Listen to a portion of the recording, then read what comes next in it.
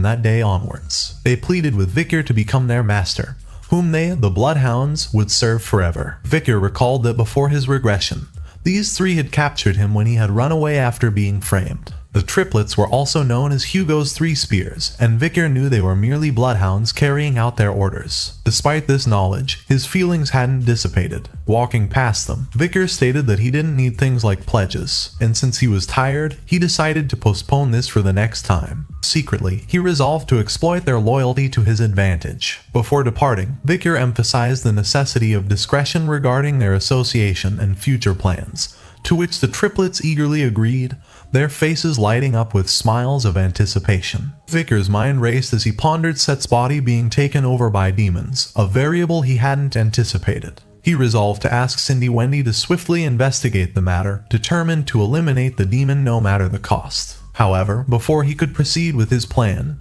there was a pressing matter he needed to address. In Hugo's office, the head butler's face was drenched in cold sweat, his expression one of shock and apprehension. Hugo's voice cut through the tense atmosphere, icy and demanding, as he questioned Vikir to repeat his words. Maintaining his composure, Vikir calmly mentioned the late Miss Roxana, Hugo's first wife, and the daughter born from Hugo and Roxana. Vikir sought information about their daughter, Penelope. Hugo's anger flared at the mention of Penelope's name, demanding to know how Vikir was aware of her existence. Unfazed by Hugo's reaction, Vikir remained composed, recognizing that this was just the opening act of his revenge. A few minutes ago, in the Patriarch's office, Hugo handed Vikir a document and conveyed that they had received a notice from the Academy, reminding Vikir of their previous agreement to enter the institution. Vikir glanced at the notice for the students of the Colosseo Class 20, realizing that his intuition about the reason why Hugo had summoned him was correct. Academy Colosseo was the largest educational institution facilitated by the Grand Empire Rock. Graduation from the Academy meant that one would start an elite course at the Imperial Palace, or even higher. Before his regression, Vikir had attended the Academy as the triplet's servant. Back then, he had numerous scars on his face and a limp. He was scorned by the nobles from the Academy. But these bad memories didn't bother him now. Hugo inquired whether Vikir would be okay with the triplets he had asked for and if there were any others he wished to take along. Before addressing his question, Vikir sought clarification about a letter Hugo had received 2 years prior regarding his disappearance. The letter stated that Hugo would obtain a significant benefit from the Mork family, and that Vikir would also be given a reward. Confirming Vikir's query, Hugo asked if there was something specific he desired as his reward. Instead of a material request, Vikir expressed a wish for Hugo to share a story with him. Hugo was puzzled by the request and inquired about the nature of the story. However, Vikir took it as if he had been granted permission to ask. After a moment of silence, Vikir expressed his desire to learn about Miss Roxana and Miss Penelope. The head butler reacted with shock, while Hugo, in a solemn tone, questioned Vikir's words, demanding clarification. Vikir reiterated, referring to Miss Roxana as Hugo's late first wife and inquiring about their daughter, Miss Penelope. Hugo clenched his fists, his anger evident as he demanded to know how Vikir knew those names. Despite Hugo's rising anger, Vikir remained composed, insisting that he needed Hugo's answer before explaining his reasons. He assured Hugo that his inquiry wasn't driven by mere curiosity, and requested his trust. Though still enraged, Hugo struggled to contain his emotions, emitting a frustrated grunt as he fell silent. Vikir knew that he needed to understand Hugo's thoughts about his first wife, whom he married through an arranged marriage, and his eldest daughter who had been abducted by barbarians. This was all crucial information necessary to reveal Pomerian's existence to Hugo. He recalled a fantastical tale Butler Barrymore had shared with him. The head butler had mentioned that Hugo used to be an affectionate family man. He had loved his first wife, Miss Roxana, very much, although she had passed away due to an illness. However, Vikir acknowledged that he couldn't let Hugo meet Pomerian solely relying on hearsay.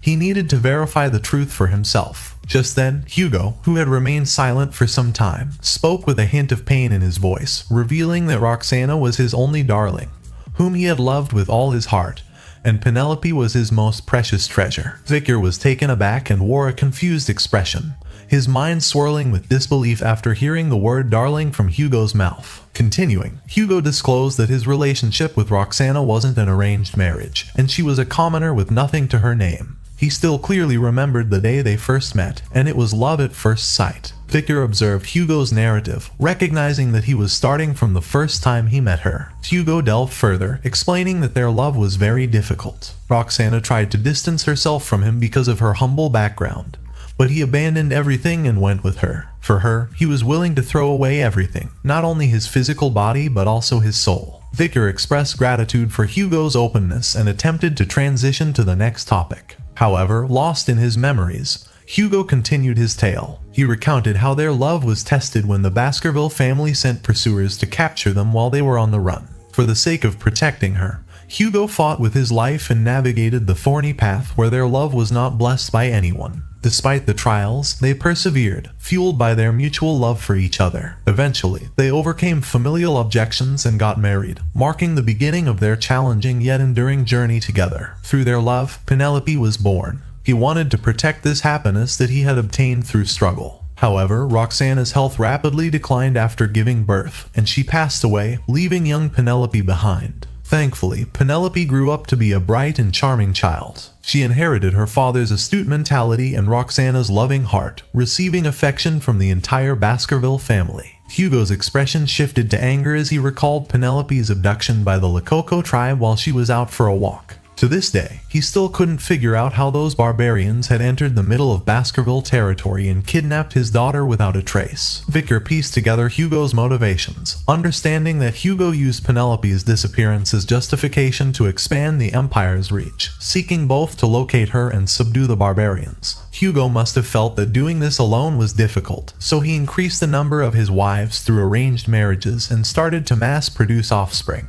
Decades later, although stationed at the border, he created a powerful family that no one could look down on. That was how the Iron-Blooded Baskerville family was born. To everyone, it would seem like Hugo's cold-bloodedness to restore the family and the Empire's glory. But behind his calculated actions lay the pain of losing the family he cherished dearly. However, Vikir remained unmoved by Hugo's tragic backstory. He recognized that all villains had tragic pasts, but the evil deeds they committed are all that remain. In his view, Hugo was a heartless human who mass-produced offspring and sent them to the battlefield. Despite his hatred toward Hugo, he could understand just how precious Roxana and Penelope were to him. Hugo stared at him with a cold gaze, saying that he was done with the story, and now it was his turn to tell him the reason behind his inquiry. Vikir retrieved a pendant from his pocket and placed it before Hugo, asking him to take a look at it. Hugo examined it and immediately recognized it as the one he had crafted for Roxana, and Penelope was wearing it last. His emotions fluctuated when he opened the locket to find a picture of himself, Roxana,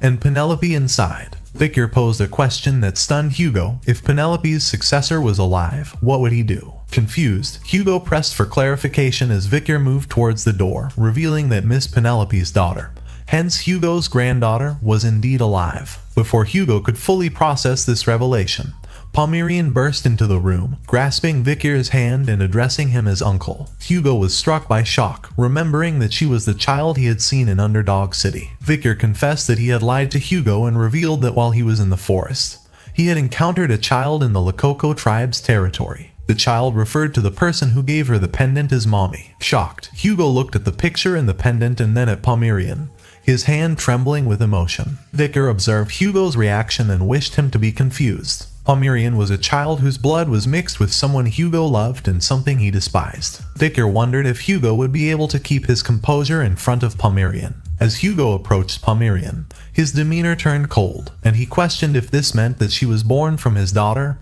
and a barbarian. Vikir gazed at Hugo trembling and confirmed his suspicions. As Hugo reached out towards Palmyrean with his trembling hands, Vikir wished for him to be shaken with rage and despair. Once Hugo became so ruined, his revenge would begin. The next day, laughter echoed through the garden, catching the attention of Vikir, Ostris, and the head butler. They stood side by side, their gaze fixed on the source of the laughter. In front of them sat Palmyrean, comfortably nestled on Hugo's lap. As she innocently played with his beard, Hugo chuckled heartily, amused by her antics, and asked if his beard was that interesting to her. Palmyrean, with childlike honesty, remarked that Grandpapa's beard was dirty. Surprised by Palmyrean's address, Hugo questioned if she had just called him Grandpa, his eyes shimmering with happiness. Ostris expressed astonishment, admitting that even though he hadn't lived for a long time, This was the most surprising moment of his existence. The head butler echoed Ostris's sentiment and admitted that even though he had lived for a long time, this was the most surprising moment for him. Meanwhile, Vikir watched in silence, his eyes wide open with wonder at the scene unfolding before him. This wasn't the Hugo he knew or remembered. The image of Hugo he held in his mind crumbled into pieces. Tears of joy welled up in Hugo's eyes as he embraced the realization of his new role as a grandfather. Unable to reconcile Hugo's emotional outpouring with his perception of the stoic patriarch, Vikir lowered his gaze, his face contorted with a mixture of anger and confusion. Vikir couldn't help but question why Hugo van Baskerville had that expression on his face. Vikir van Baskerville, 15 years old after regressing, found himself pondering a daunting question as he stood before Hugo. Could he assassinate him? Yet, the resolute answer that surfaced within him was impossible. When one reaches the level of swordmaster, their mind becomes unwavering, making it nearly impossible to find an opening even in Hugo's everyday life. Resigned to this reality, Vikir abandoned the notion of assassinating Hugo, and, after many years, stumbled upon Pomerian. As the daughter of Penelope, whom Hugo cherished deeply, the mere thought of meeting Pomerian stirred a wave of emotions within him, knowing it could potentially affect the swordmaster. With refined swordsmanship, the assistance of Beelzebub, and the Madam's poison, the possibility of assassinating Hugo grew with each passing day. And today was meant to be the pivotal moment for Hugo's demise. However, as Vikir gazed upon Hugo's face, aglow with joy, confusion seized him. Why was Hugo laughing as though he were happy? He couldn't fathom it. Why was Hugo not bewildered? Yesterday, when he revealed Pomerian's identity, Hugo approached her and extended his hand toward her while asking Vikir if she was truly Penelope's child.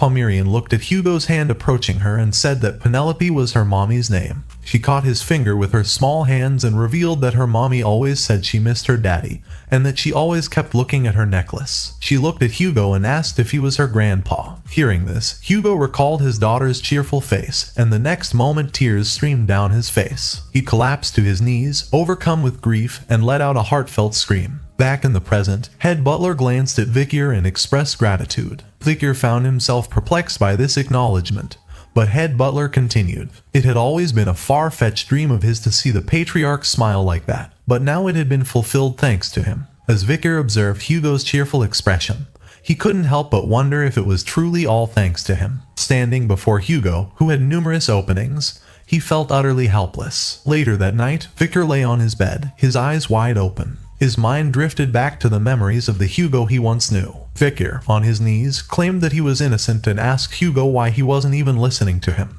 He asked if Hugo was really going to put the blame for Baskerville's sins on him. However, Hugo remained indifferent and stated that he didn't want to listen to a sinner. He accused him of not only communicating with demons in secret but even going as far as kidnapping innocent children and offering them to demons. Vikir tried to deny these accusations, but a swift stroke of Hugo's sword ultimately silenced him by severing his tongue. With a cold gaze, Hugo admonished him, forbidding him to speak with his filthy tongue, branding him as nothing more than trash. Vikir's mind swirled with conflicting emotions as he recalled Hugo as the man who had condemned him to a life of sin and ultimately executed him. Yet, he found himself hesitating to exact revenge. Just then, Cindy Wendy entered the room through the window, commenting that it was rare to see such a lethargic expression on his face. She then questioned why he was lying in bed when he was the one who had called her. Vikir remained silent for a moment and then asked why she had come here. Cindy Wendy slammed documents on his face and remarked that she had brought the results of her investigation into Setla Baskerville. She detailed her findings. Setla Baskerville had sponsored numerous orphanages under a fake identity, assuming responsibility for the adoption process. However, there was no information available regarding the individuals who adopted the children, and she was unable to locate any of the adopted children. If Set was truly a demon, as Vikir had said, then the situation was dire. It was obvious why a demon would kidnap children, either to use them as sacrifices or as food. Cindy speculated that Setla Baskerville might be connected to the case of Underdog's missing children. Vikir, who was looking through the documents, suddenly clenched them tightly. He realized that if the current Set was a demon, then it meant that the Set he had served before regressing was also a demon. He recalled that it was Set who had informed him that Hugo was going to frame and kill him. Vikir seethed with anger as he recalled the moment when Set visited him in prison, feigning sympathy while secretly orchestrating his downfall. The realization hit him like a thunderbolt. Set, who had offered comfort in his past life, was the true mastermind behind his predicament, and had used him as a scapegoat. Elsewhere, in the depths of a dark forest, a man holding a lamp led a child toward their destination. The child was confused and questioned their whereabouts, only to receive a cryptic reply that this was their new home. The child, in shock, mentioned that the headmaster had told him that he had been adopted into a good family, but in front of him was just a cave. Set smiled and mentioned that there seemed to be some misunderstanding. Soon, he revealed his true demonic form and remarked that this cave wasn't the house he would be staying in but the place he would be going to. Terror gripped the child's heart as he witnessed the demon's true form. He let out a cry for his mother, but his pleas fell on deaf ears. The demon devoured the child and let out a satisfying smile, stating that children are the tastiest. This wasn't Set Baskerville but Demon's 10 elite corpse's 10th corpse, Andromalius. Set, whose body harbored Andromalius, sat upon a throne within the dimly lit cave, illuminated only by moonlight filtering through holes in the ceiling. A crow perched upon a nearby table. Set spoke aloud, voicing his concern over the inadequacy of the human supply. He pondered the idea of cultivating humans as a form of livestock and establishing an organization for this purpose. He then turned to the crow, whom he addressed as 8,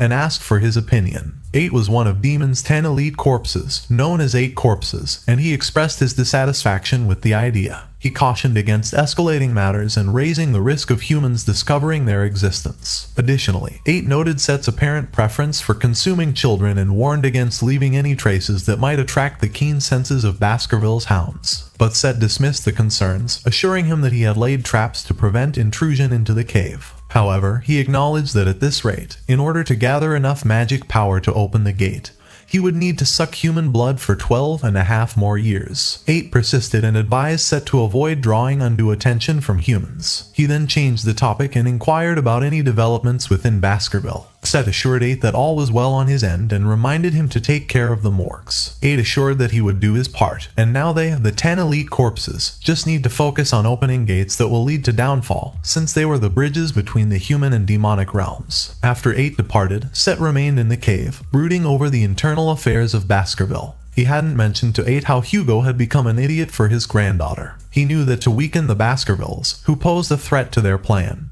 they needed Hugo to maintain his coldness. He wanted Hugo to keep treating the young Baskervilles as perishables, as it would not cause any fuss when he took them. He was sure that this wouldn't mess with the plan, but he wasn't fully confident anymore. Set's eyes gleamed with malice as he harbored deep-seated animosity towards Vikir van Baskerville, whom he blamed for numerous setbacks. He recounted how Vikir had survived a venomous snake's attack in his childhood, and when he thought Vikir had died in the forest, he returned with Hugo's granddaughter. Set felt frustrated that all his plans to destroy Hugo were failing now. With palpable hostility and frustration etched upon his face, Set vowed to eliminate the obstacles in his path, determined to rid himself of the persistent nuisance posed by Vikir and anyone else who dared to thwart his ambitions. In the morning, Vikir and Hugo walked side by side through a hallway. Vikir's mind raced with suspicion as Hugo was the one who had invited him, yet they had been walking in silence for the past 5 minutes, so he couldn't help but wonder why Hugo had summoned him. He observed Hugo's demeanor, noting that he was full of openings and the chances of such a situation happening again were low. Now was the perfect chance to kill Hugo. However, Vikir quickly suppressed such thoughts, acknowledging that while in the past he might have considered such action,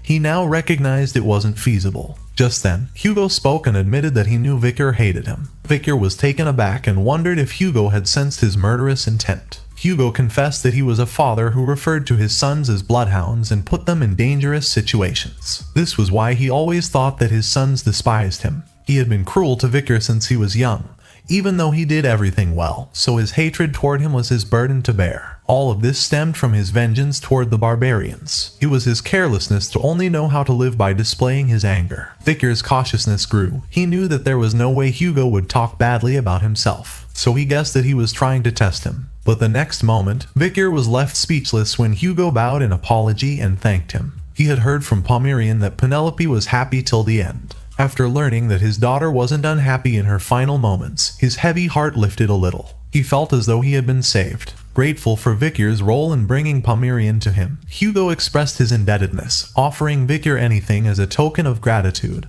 not merely as a reward for a bloodhound's service, but as a genuine gesture of thanks. Vikir's mind swirled with conflicting emotions as he contemplated Hugo's unexpected humility and gratitude. Memories resurfaced, instances where Hugo had shown him unexpected kindness or trust, leading Vikir to question whether the Hugo before him was different from the one he had known. The cold Hugo might not even exist anymore, and it was a strange thing that had happened after his regression. Because of this, Vikir was even more confused. For the past 17 years, he had only thought of revenge, but now he was able to forgive him. The person who framed him might not have been Hugo, but the person who ordered his execution and didn't trust him was definitely Hugo. He felt conflicted about whether to choose revenge or forgiveness. Despite the turmoil within him, he decided to address his immediate objectives first. He urged Hugo to lift his head and confirmed whether he could truly ask for anything. As Hugo complied, Vikir outlined his request. Internally, he resolved to determine his course of action regarding Hugo once his task was complete. In a serene garden, a man tied up Pomerian's hair and engaged her in conversation, remarking on the pleasant atmosphere of Baskerville. Pomerian agreed enthusiastically, noting that Uncle Vikir, Grandpapa,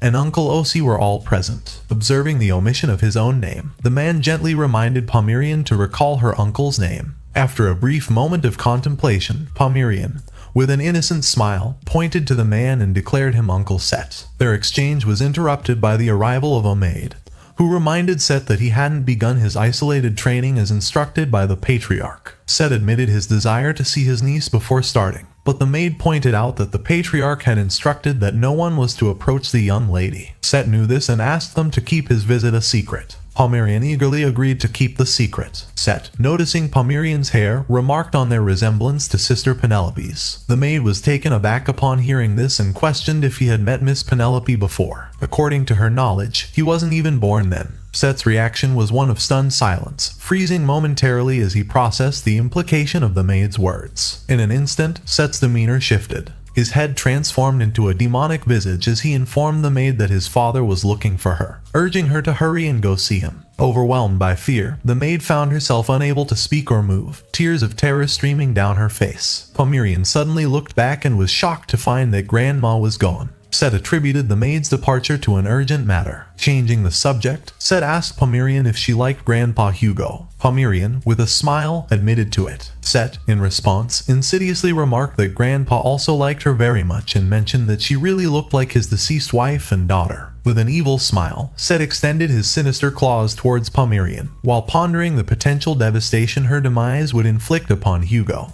Before Set's claws could ensnare Pomerian, Osiris arrived on the scene, questioning Set's presence and the whereabouts of the nanny. Set, realizing his plan had been foiled, grunted in annoyance. On the other hand, Pomerian, upon hearing the voice, turned with a smile, addressing him as Uncle Osi. Set explained the situation, stating that the nanny wasn't present when he arrived and found Pomerian alone, so he took it upon himself to look after her. Osiris expressed concern, warning Set that their father would be furious if he found out, and suggesting they keep the incident secret. Agreeing with Osiris, Set promised to resume his isolation training the following week, though internally he vowed to one day exact revenge on Osiris. Osiris, patting Set on the shoulder, expressed worry that he was pushing himself too much and offered his assistance if needed. Set was taken aback for a second and wondered if Osiris was worried for him. But Set hated him because his father had been pressuring him. He was always compared to Osiris, who was a genius, and if Osiris didn't exist,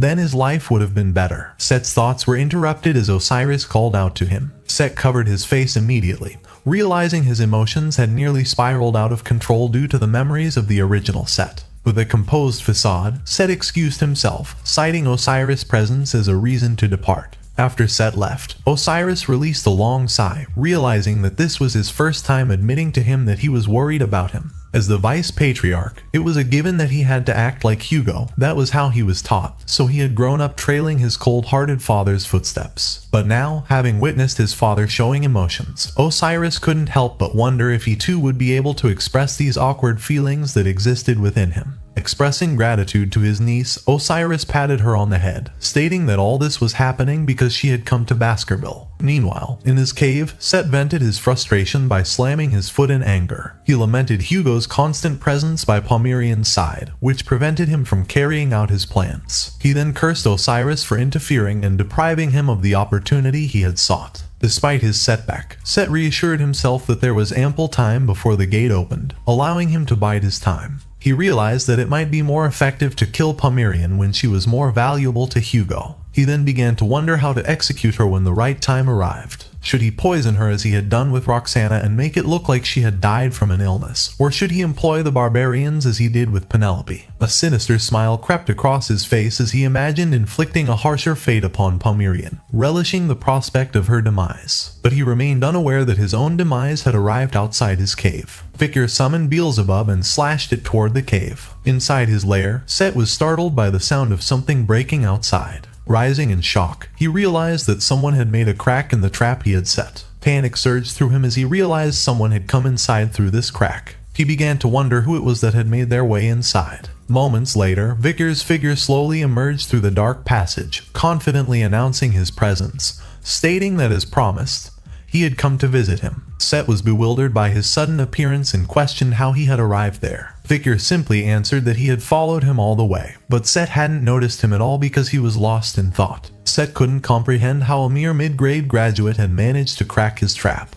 What concerned him more was the possibility that Vikir might know about his identity. Vikir felt that his sudden visit might have caused him trouble. He looked at the bones lying around and asked what Set had been doing in such a chaotic place. He sarcastically remarked that it seemed like Set was the demon behind the missing children's case in the Underdog City. Set let out an evil laugh as he realized that Vikir knew everything from the start. He asked him how he knew this. Vikir looked at him with a cold gaze, acknowledging Set's lack of intention to conceal himself any longer. Undeterred, Set advanced towards him, drawing his sword with malicious intent. He remarked that he had no reason to hide anymore, as there was no one else there. With a manic laugh, Set swung the blade, questioning Vikir's confidence in coming here alone and empty-handed. But it mattered little, as Set intended to kill him anyway. As the sword arced through the air, it left a trail in its wake. Set let out a joyous laughter, confident in his victory and his opponent's demise. However, confusion clouded his mind as Vikir calmly questioned his laughter. Set's questioning look turned to horror as he saw a sword falling down some distance away. His gaze fell to his arm, where horror dawned upon him as he realized his hand was missing. Set collapsed to his knees, clutching his severed arm in agony as a scream of pain tore from his lips. The sensation felt as if his very soul had been cut apart. He began to wonder when Vikir had taken out a weapon, and soon he realized something. Set identified the sword as Beelzebub, the sword of gluttony. In shock, he questioned how Vikir had gotten his hands on the relic of the Grand King of Flies, the holy constellation of the ancient devil. Vikir praised Set for identifying his weapon and realized that, as he had expected, demons are knowledgeable when it comes to themselves. But then he questioned if he should refer to Set as one of the 10 elite corpses who had come to the human world to open the gate to the demon world. Set was shaken by this revelation and demanded to know how Vikir had acquired such information. However, his shock intensified as he looked at Vikir's soul. In horror, he questioned how his young soul smelled like the blood of their people. Set couldn't help but ask if Vikir had been to hell before. Vikir's gaze burned with hatred as he realized that Set was the one who had framed him in his previous life. Not only had Set fooled him into thinking that he was his savior, but he had even executed him in the end. With an evil smile, Vikir told the demon to wake up and promised him that he wouldn't let him die comfortably. Vikir recalled the destruction that had befallen the world before his regression. The gate connecting the demon realm and the human realm had appeared in the sky, and the demons began to invade, marking the onset of what was termed the Fall. The gate was opened by the 10 high-ranked demons, known as the 10 elite corpses, who first descended to Earth. During the prolonged war against the demons, Vikir had encountered one of these formidable beings. The outcome was catastrophic. Out of the 671 warriors who fought, 666 perished. Of the 5 survivors, 4 were unconscious, leaving practically 1 survivor. And the reason there was a survivor was because the demon's desire was to match the number 666. The overwhelming power of the high-ranked demon of the 10 elite corpses was destruction itself. Vikir now stood before Demon Set, astonished to confront one of the 10 elite corpses a decade earlier than expected. Observing the skeletons scattered around the cave, he pondered whether Set had devoured young children. Set sensed his emotions and mocked him for getting enraged after seeing children's corpses. He suggested that Vikir didn't need to worry as the children were still alive in his stomach and even offered to bring them back. As Set extended his hand, the haunting voices of children cried out for their mothers. Without hesitation, Vikir swung his sword, severing the demon's arm. Set screamed in agony, but Vikir coldly told him to shut up and declared that the dead could not return. Set cried out in agony, mourning the loss of his arms. However, within moments, a sly smile spread across his face as he showcased his regrown arms, announcing that the regeneration was complete. Rising to his feet, Set remarked that both he and Vikir harbored numerous secrets. He noted that even Osiris, hailed as a genius, had only reached the rank of mid-rank graduator at the age of 30, whereas Vikir had attained it at 17, marking him as an irregular. Since Vikir possessed the Devil's holy constellation, Beelzebub, there was a high possibility that he would be a significant variable in the future. Thus, Set declared his intention to eliminate him immediately. Vikir met Set's gaze with a cold glare, asserting that it was Set who would meet his end. Without delay, Set launched an attack, which Vikir deftly defended against. As they clashed, Set smirked, reflecting on the supposed advantage his middle name, Love, gave him over Vikir, whose middle name was Van. Set knew that there was a clan rule where collateral line and illegitimate children were only allowed to learn up to the 4th technique. Therefore, he believed that Vikir couldn't possibly defeat him, having mastered the 6th technique. Set, with full confidence, attacked using the Baskerville 6th technique. But to his astonishment, Vikir countered with the same advanced technique. Set's disbelief was palpable as he wondered how Vikir could know the 6th technique. However, he quickly recovered and smiled again, having already predicted that Vikir still had more secrets hidden up his sleeve. Set launched a secret attack on Vikir while their swords were clashing. Just as Set's sword was about to strike Vikir, Beelzebub erupted with aura, momentarily stunning Set. Vikir sent Set flying by using the Baskerville 7th technique. Set let out a pain grunt and coughed up blood, unable to believe that he had just been hit by the 7th fang. He thought in disbelief about how Vikir could have known the 7th technique, a skill supposedly reserved only for the Patriarch. Vikir didn't wait and charged forward, thrusting Beelzebub into the demon's chest. He then mocked the demon, saying that demons think they are above humans and look down on them. But fooling big-headed demons was just a piece of cake. Vikir recalled that even the heroes who had closed the gate and ended the fall hadn't managed to locate and punish all 10 of the elite corpses. But the situation was different now. The fall had not yet begun, and the 10 elite corpses lacked power and were in hiding. So he realized that it might be possible to defeat them now. Leaning in close to Set's ear, Vikir whispered about the demon's plan to connect the human realm to the demon realm.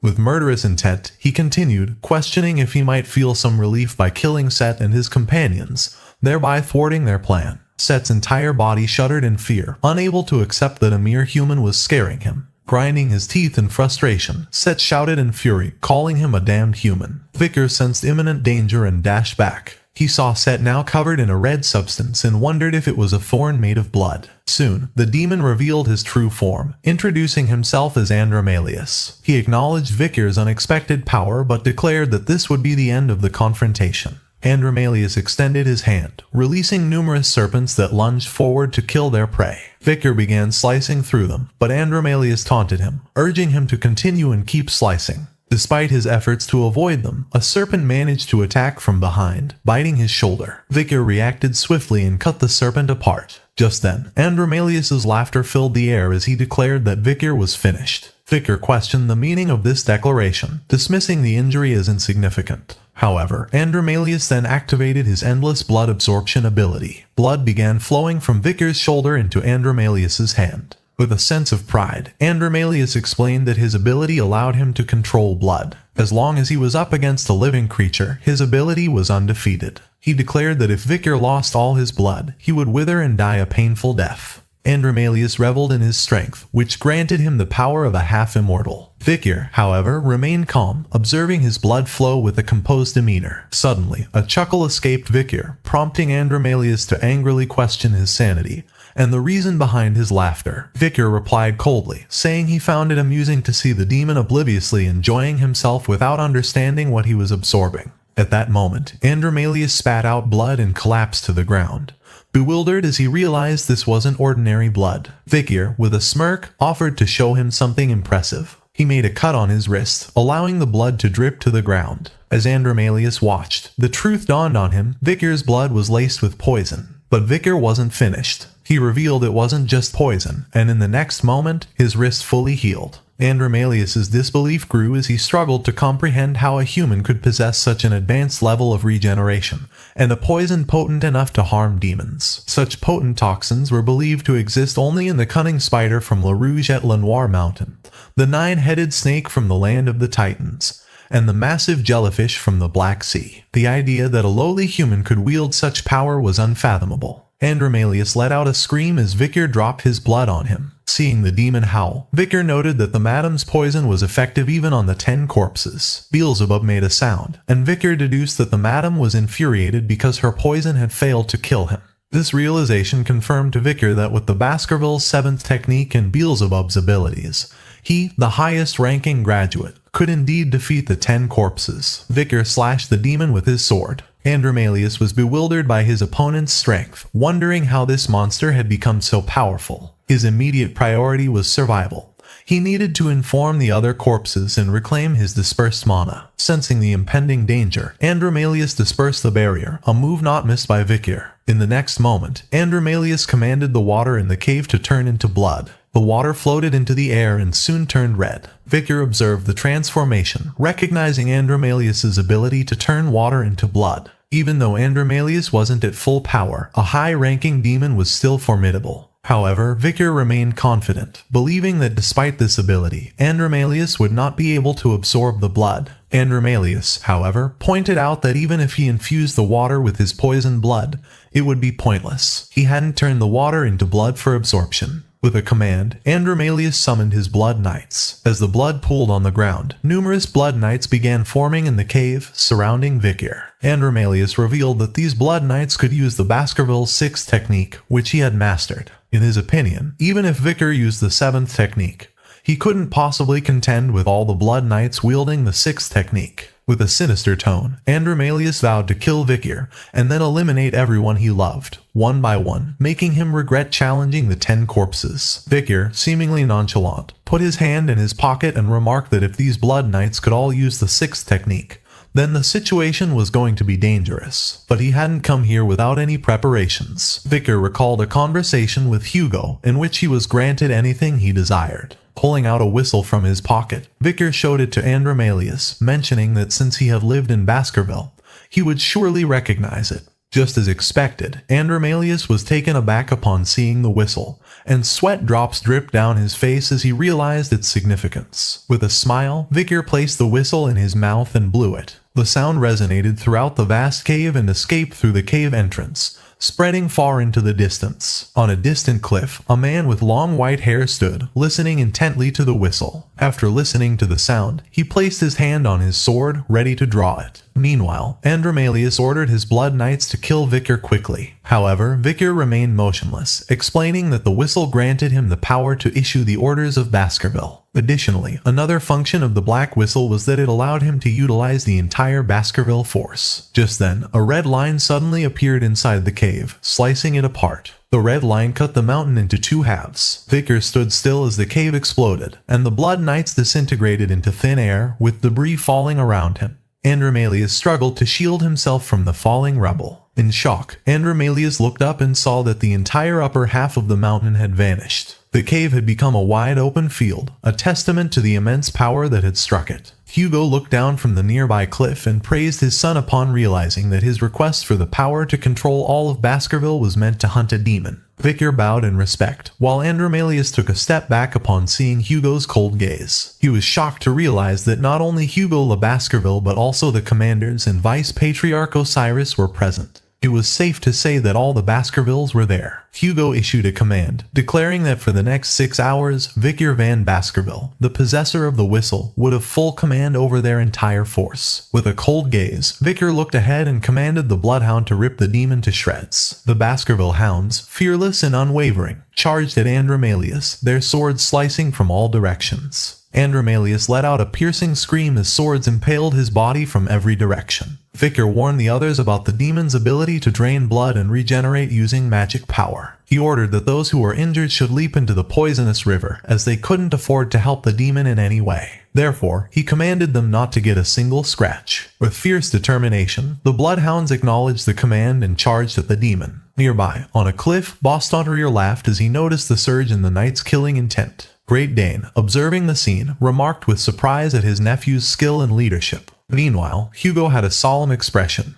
unable to believe that he hadn't even noticed his son had turned into a demon. He couldn't help but wonder if this was the current reality of Baskerville. Amid the battle, Andromalius lashed out at the bloodhounds with his snake-like arms, cursing them. However, his arms were continuously being severed one by one, spitting out blood. Andromalius acknowledged the persistence of his attackers despite their knowledge of his powers. The bloodhounds of Baskerville were more skilled than he had anticipated. Even with his regeneration abilities, the relentless attacks were depleting his magic power, and he knew he needed to find a way out. Just then, his eyes fell on Osiris standing nearby, and a cunning idea began to form in his mind. Andromalius shouted a proposal. He would leave Set's body in exchange for his life. He appealed to their familial bonds, believing they wouldn't easily abandon the Baskerville family's second son. But Vikir, maintaining a cold demeanor, dismissed the offer, questioning whether Andromalius truly believed the Baskervilles would agree to such a deal. Frustration gripped Andromalius as he recognized